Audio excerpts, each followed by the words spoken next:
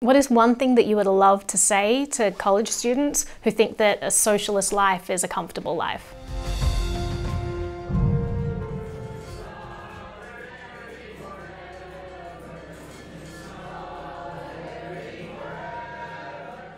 In Venezuela, there is no freedom of speech. People get persecuted if they talk about ideas. How did you deal with that?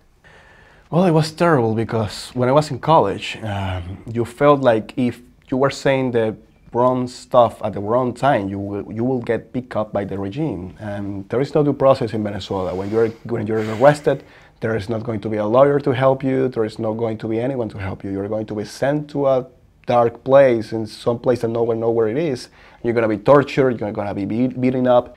And all that happened if maybe you did a wrong tweet on Twitter, if maybe you posted something bad in Instagram, if maybe you were in the wrong place asking the wrong questions. One of my best friends was captured by Maduro's political police because of the stuff he was telling during this protest, because he was there expressing his mind. That's all we were doing during this time. And the police broke into his house, they took him away. With no warrant, no kind of legality or due process. They just kidnapped him in the middle of the night. But that happened because we lost the ability to speak freely in Venezuela. And even though America is it's not near enough to what we have in Venezuela, I do see some warning signs. So it seems that, censorship is rampant on these college campuses in Venezuela. Did you see the American college system as being kind of this bastion of free speech while you were living in Venezuela? I used to believe it. Yeah, I definitely used to believe that. I had these really high expectations of freedom of speech in college campuses here in the U.S., but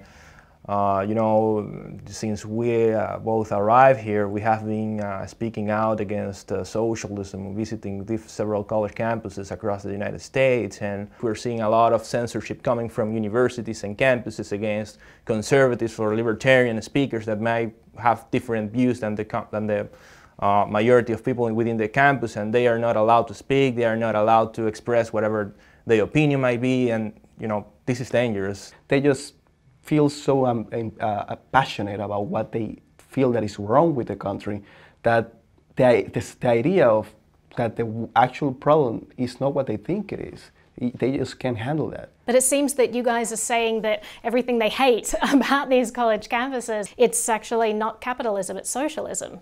Absolutely. I mean, everything they say that is wrong with healthcare, everything that they say is wrong with higher education, everything they say is wrong with the U.S. country. The actual problem behind all of that is government intervention. It's the government meddling in everything that you think that they're not. They are meddling in it. So when they scream that they hate capitalism and they hate the free market and they hate all of that, well, what they actually are claiming to hate is socialism, not capitalism. The more capitalist the country could be, the way better it will be.